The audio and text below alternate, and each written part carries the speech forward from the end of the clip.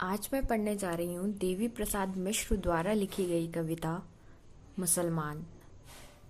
कहते हैं वे विपत्ति की तरह आए, कहते हैं वे प्रदूषण की तरह फैले, वे व्याधि थे। ब्राह्मण कहते थे वे मलेच्छ थे, वे मुसलमान थे। उन्होंने अपने घोड़े सिंधु में उतारे और पुकारते रहे हिंदू हिंदू हिंदू। बड़ी जाति को उन्होंने बड़ा नाम दिया, नदी का नाम दिया। वे हर गहरी और अविरल नदी को पार करना चाहते थे, वे मुसलमान थे। लेकिन वे भी यदि कबीर की समझदारी का सहारा लिया जाए तो हिंदुओं की तरह पैदा होते थे।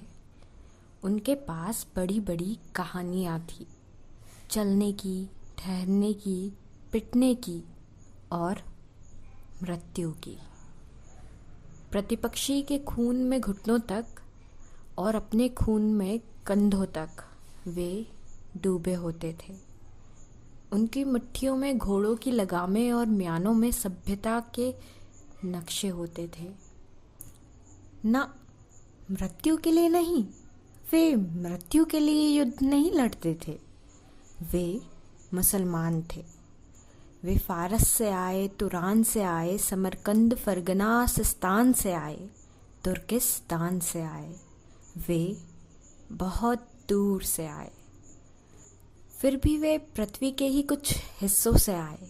वे आए क्योंकि वे आ सकते थे। वे मुसलमान थे। वे मुसलमान थे कि या खुदा। उनकी शक्लें आदमियों से मिलती थी, हूबहू हूबहू। वे महत्वपूर्ण अप्रवासी थे क्योंकि उनके पास दुख की स्मृतियाँ थी। वे घोड़ों के साथ सोते थे और चट्टानों पर वीर्य बिखेर देते थे। निर्माण के लिए वे बेचैन थे, वे मुसलमान थे। यदि सच को सच की तरह कहा जा सकता है तो सच को सच की तरह सुना जाना चाहिए कि वे प्राय इस तरह होते थे कि प्राय पता ही नहीं लगता था कि वे मुसलमान थे या नहीं थे। वे मुसलमान थे। वे ना होते तो लखनऊ ना होता, आधा इलाहाबाद ना होता, मेहराबे ना होती, गुबंद ना होता, आदाब ना होता, मीर मखदूम मोमिन ना होते, शबाना ना होती। वे ना होते तो उपमहाद्वीप के संगीत को सुनने वाला खुसरो ना होता। वे ना होते तो पूरे देश के गुस्से से बेचैन होने वाला कबीर ना होता। वे ना होते तो भारतीय उपमहाद्वीप के दुख को कहने वाला गालिब ना होता। मुसलमान ना होते तो 1857 ना होता। वे थे तो चचा हसन थे, वे थे तो पतंगों से रंगीन होते आसमान थे। वे मुसलमान थे। वे मुसलमान थे और हिंदुस्तान में थे और उनके रिश्तेदार पाकिस्तान में थे। वे सोचते थे कि काश वे एक बार पाकिस्तान जा सकते। वे सोचते थे और सोचकर डरते थे। इमरान खान को देखकर वे खुश होते थे। वे खुश होते थे और खुश होकर डरते थे।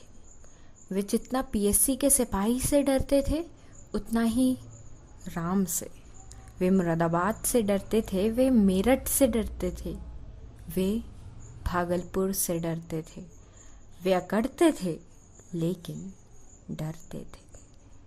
वे पवित्र रंगों से डरते थे, वे अपने मुसलमान होने से डरते थे। वे फिलिस्तीनी नहीं थे लेकिन अपने घर को लेकर घर में, देश को लेकर देश में, खुद को लेकर आश्वस्त नहीं थे। वे उखड़ा उखड़ा राग द्वेष थे। वे मुसलमान थे। वे कपड़े बुनते थे, वे कपड़े सिलते थे, वे ताले बनाते थे, वे बक्से बनाते थे। उनके श्रम की आवाज़ें पूरे शहर में गूंजती रहती थी। वे शहर के बाहर रहते थे।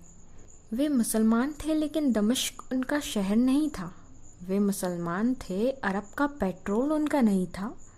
वे दजला का नहीं, यमुना का पानी पीते थे। वे मुसलमान थे। वे मुसलमान थे इसलिए बच के निकलते थे। वे मुसलमान थे इसलिए कुछ कहते तो हिचकते थे। देश के ज़्यादातर अखबार यह कहते थे कि मुसलमान के कारण ही कर्फ्यू लगते हैं। कर्फ्यू लगते थे और एक के बाद दूसरे हादसे की खबरें आती थी।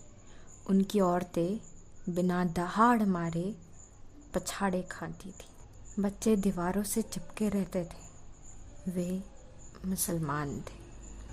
वे मुसलमान थे इसलिए जंग लगे तालों की तरह वे खुलते नहीं थे। वे अगर 5 बार नमाज पढ़ते थे तो उससे कई गुना ज़्यादा बार सिर पटकते थे। वे मुसलमान थे। वे पूछना चाहते थे कि इस लाल किले का हम क्या करें। वे पूछना चाहते थे कि इस हुमायूं के मकबरे का हम क्या करें। हम क्या करें इस मस्जिद का जिसका नाम कुव्वत उल इस्लाम है। इस्लाम की ताकत है। अदरक की तरह वे बहुत कड़वे थे। वे मुसलमान थे। वे सोचते कि कहीं और चले जाएं, लेकिन नहीं जा सकते थे। वे सोचते थे यहीं रह जाएं, तो नहीं रह सकते थे। वे आधा ज़िबा बकरी की तरह तकलीफ़ के झटके महसूस करते थे। वे मुसलमान थे। इसलिए तूफ़ान में फंसे जहाज़ के मुसाफिरों की तरह एक दूसरे को भींचे रहते थे। कुछ लोगों ने यह बहस चलाई थी कि उन्हें फेंका जाए तो किस समुद्र में फेंका जाए। बहस यह थी कि उन्हें धकेला जाए तो किस पहाड़ से धकेला जाए। वे मुसलमान थे लेकिन वे चींटियाँ नहीं थे। वे मुसलमान थे, वे चूजे नहीं थे। सावधान।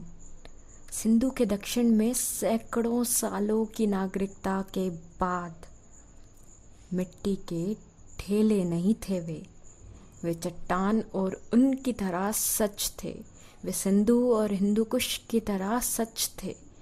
सच को जिस तरह भी समझा जा सकता हो उस तरह वे सच थे।